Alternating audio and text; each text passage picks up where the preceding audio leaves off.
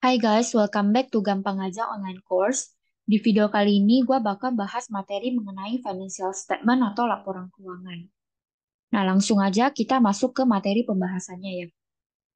Nah, yang pertama, sebelum kita masuk ke financial statement itu sendiri, kita akan bahas mengenai worksheet atau neraca lajur.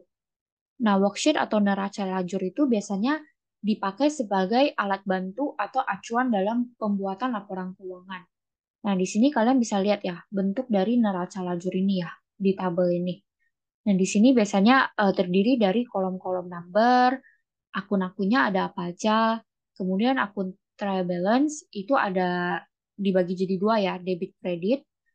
Nah, di sini nanti angkanya itu kalian bakalan masukin sesuai trial balance atau neraca saldo yang pertama kali kalian buat. Nah, kemudian ada kolom adjustment atau penyesuaian, itu sesuai dengan adjusting entry atau jurnal penyesuaian yang telah dibuat ya, angka-angkanya.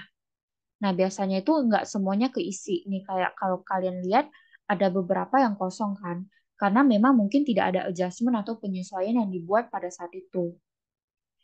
Next, itu ada kolom adjusted trial balance ya. TB itu trial balance. Nah, di sini tuh angkanya itu diupdate ya. Kalian plus minus atau kurang tambah sesuai dengan adjustment. Dan kalian perhatiin debit kreditnya. Misalkan nih, cash.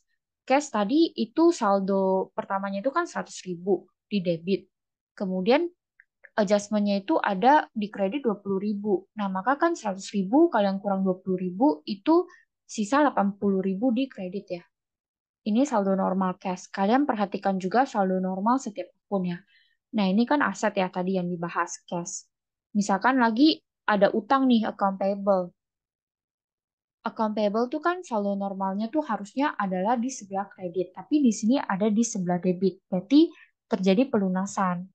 Nah, misalkan di sini 20.000, lalu ada adjustment 5.000, berarti adjusted trial balance itu 25.000 dan seterusnya ya. Nah, lalu kolom income statement.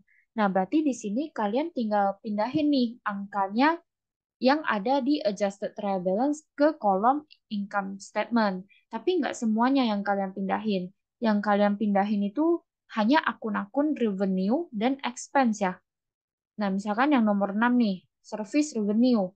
Nah, tadi kan di adjusted trial balance-nya 130.000 di sebelah kredit. Nah, kalian tinggal pindahin nih ke kolom income statement sebelah kredit 130.000. Nah, lalu expense sebesar 40.000 ya. Kalian tinggal pindahin di sebelah debit. Kayak gitu. Nah, sama kayak statement of financial position ya. Ini kepanjangannya. Atau laporan posisi keuangan. Berarti di sini kalian pindahin aja angka adjusted trial balance-nya. Tapi yang kalian pindahin itu adalah akun aset, liabilities, capital, withdrawal, dan dividen. Misalkan nih cash. Cash tadi kan 80.000 ya. Kalian pindahin nih 80.000 di sebelah debit. Lalu account payable ada 25.000 di sebelah debit. Kapital ada 200.000 di sebelah kredit. Jadi kalian tinggal pindahin aja. Cuman bedanya akunnya itu aset, utang, dan ekuitas. Tapi kalau income statement, akun yang dipindahin itu adalah revenue dan expense. Oke, ini untuk worksheet atau neraca lajur. Next, kita bahas laporan keuangan yang pertama, yaitu income statement. Income statement di sini biasanya kita sebut juga laporan laba rugi. Nah, sebenarnya tuh simple banget ya. Laporan ini tuh hanya terdiri dari revenue dan expense ya. Intinya kalian akan mengurangi pendapatan dengan beban. Jadi setelah kalian kurangi, kalau misalkan revenue-nya itu lebih besar, maka net income. Berarti perusahaan untung karena pendapatannya lebih gede daripada bebannya. Tapi kalau misalkan pendapatannya itu lebih kecil daripada beban, maka perusahaan tersebut mengalami kerugian atau loss. Nah, bisa kalian lihat di sini ya. Di sini revenue-nya itu 4 jutaan, bebannya itu 3 jutaan. Nah, berarti kan revenue-nya itu lebih gede daripada bebannya. Makanya di sini net income atau laba sebesar selisihnya. Oke, nah ini ada note penting ya dari gua. Nah, ini di sini kalian bisa lihat terkadang itu ada beberapa yang memasukkan akun unearned service revenue ke bagian sini. Di sini kan itu sebenarnya yang dimasukin itu hanya pendapatan. Walaupun di sini namanya unearned service revenue ya, tapi ini tuh bukan akun pendapatan, tapi merupakan akun utang ya. Karena ibaratnya itu unearned. Klien udah bayar ke kita, tapi kita belum perform jasanya. Jadi makanya dia itu masuk ke akun utang atau liabilities, bukan akun revenue. Oke, ini untuk laporan keuangan yang pertama, income statement. Next, kita ke laporan keuangan kedua, yaitu changes in equity. Nah, ini ada contoh laporannya ya, eh, dari sisi partnership atau corporation. Kalau dari sisi partnership, perlu kalian perhatiin ya, nama laporannya itu adalah Statement of Changes in Equity. Tapi kalau corporation itu namanya Statement of Return Earning. Karena beda. Bedanya itu di mana? Bedanya itu di sini. Kalau partnership itu withdrawal, kalau misalkan corporation itu dia dividen. Nah, lalu kalian bisa lihat lagi ya, bedanya itu ada di mana aja untuk sisi partnership dan corporate. Selain judul laporannya kan tadi beda. Lalu kan last-nya itu tadi juga beda ya. Satu withdrawal, satu dividen. Nah, saldo awalnya itu juga beda. Kalau partnership itu diambil dari owner kapitalnya ya. Kalian bisa tulis lebih dari satu.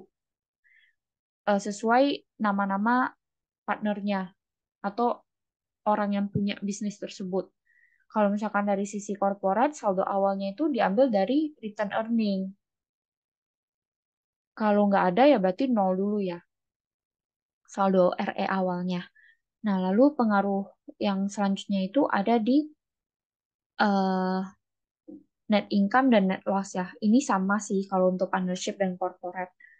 Nah, lalu perbedaan selanjutnya itu ada di saldo akhirnya. Kalau misalkan partnership itu namanya itu adalah ending owner capital. Tapi kalau corporate itu ending return earning.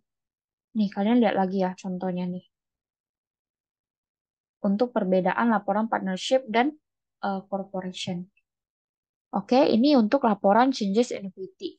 Next, kita ke laporan keuangan yang ketiga, yaitu Statement of Financial Position, atau biasanya kita singkat dengan SOFP ya, laporan posisi keuangan.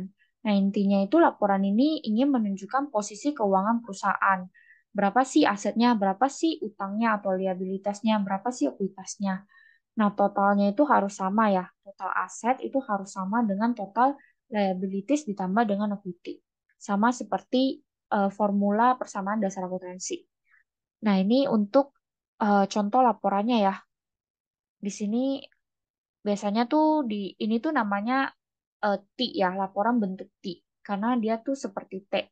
Di atasnya itu judul, kemudian di sebelah kiri itu biasanya aset, lalu di sebelah kanannya itu biasanya tuh liabilities, di bawahnya equity. Nah, ini kalian bisa lihat juga ya, liabilities equity. Nah, jumlah aset ini kan 18.985.000 ya. Itu harus sama dengan jumlah liabilities kalian tambah dengan equity. Itu totalnya harus sama. Nah, itu untuk pembahasan financial statement ya. Jadi kita udah bahas 3 laporan keuangan. Nah, biasanya tuh ada laporan keuangan lanjutan yaitu cash flow dan notes to financial statement. Itu bisa kalian pelajari di intermediate accounting ya. Gue juga udah ada videonya, kalian bisa cek di playlist intermediate accounting. Bisa langsung kalian tonton. Thank you so much for watching this video. Semoga kalian ngerti ya sama penjelasan yang udah dibawain. Dan jangan lupa subscribe channel Gampang Aja karena bakalan banyak materi-materi yang bisa kalian pelajarin.